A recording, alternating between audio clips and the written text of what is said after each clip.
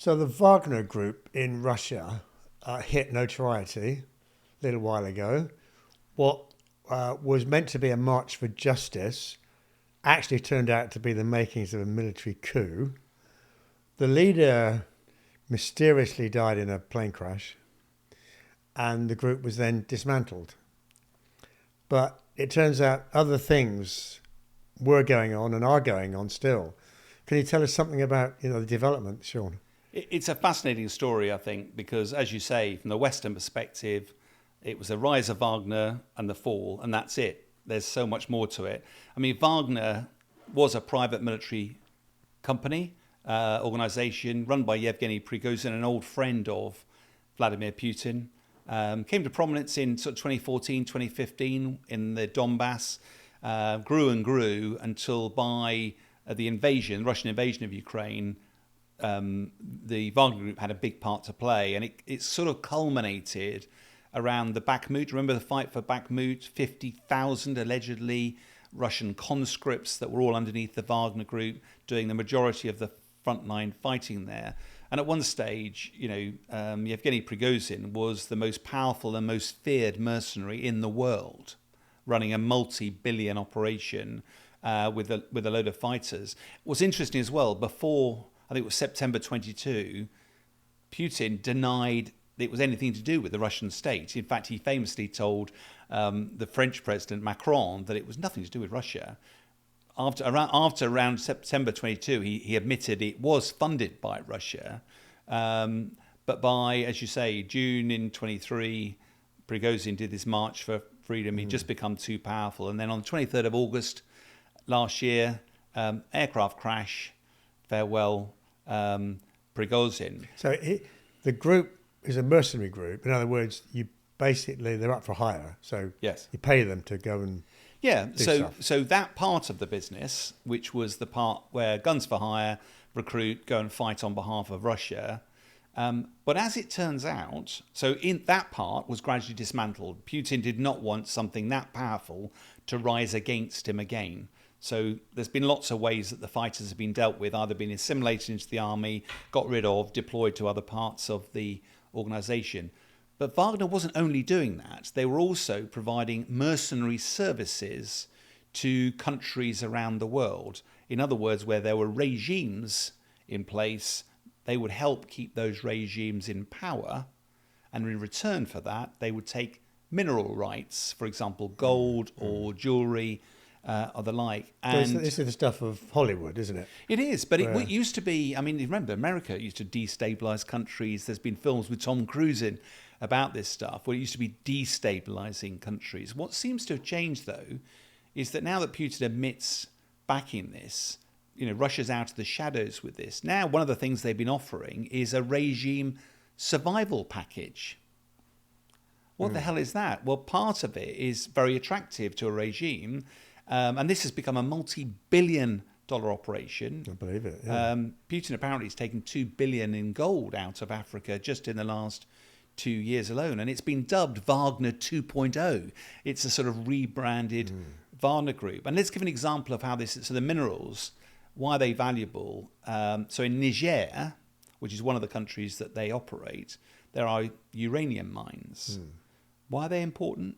France has 56 reactors, nuclear reactors. Two-thirds of its energy comes from nuclear power, and a fifth of its uranium comes from these mines in Niger. So if Putin's mercenary group, Wagner 2, starts controlling those mines, then it has the opportunity to commit energy blackmail. And that's where it becomes fascinating.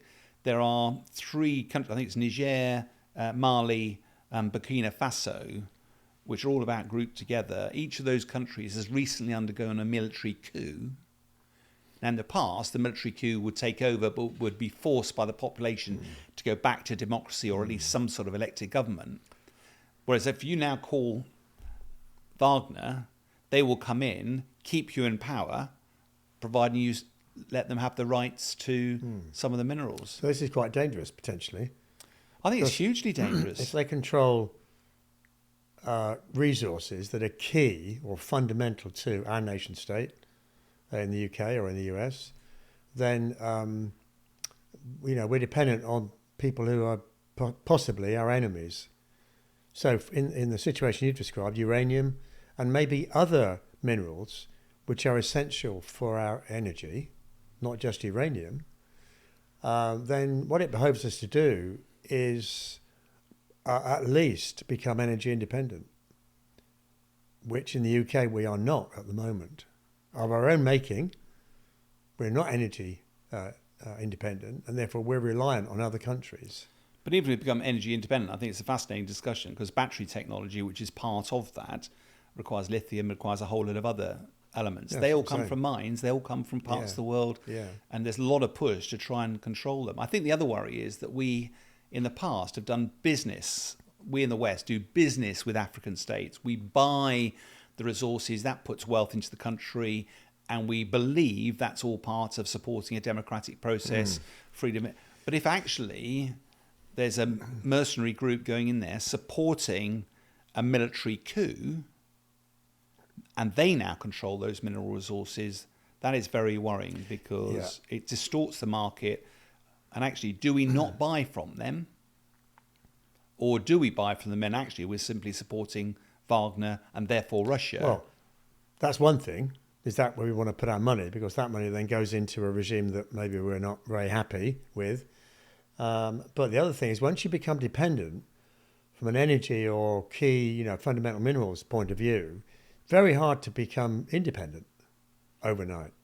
It takes a long time. And my worry here, Sean, is what's happened over the last couple of years, and we're now seeing it in the Middle East, because it's not just Hamas, it's actually a big nation state, powerful nation called Iran. What I think's happened, the battle lines are being much more clearly drawn and defined. So it's a lot easier for us to now know who our enemies or who our future enemies might be. From an energy point of view, or a key mineral resource point of view, I would say we do not want to be dependent on those, which means, do we then voluntarily trade with those nations today? I mean, whatever the answer is, it must be a big issue for UK government, US government, and so on. And I think this is definitely something we're going to explore, isn't it? I think in the weeks ahead, because it's a broader defence issue. Because yes, what has the uranium got to do with defence? Well, it's got everything to do with defence. Because once you have energy blackmail happening, we had that with at the start of the war when Ukraine was attacked by Russia. Remember the gas pipeline that was exploded? All of a sudden, massive concerns about the supply of gas from Russia, and that caused massive shock waves through our system, caused massive inflation, energy shocks, and the like. We are so heavily dependent these days on international trade, and particularly around some of these technology and minerals. There's not a lot of them about. They are limited resource. And if we don't control some of them, or we simply rely on the free market, that leaves us vulnerable, very vulnerable. If you don't get your energy, forget it. Game over.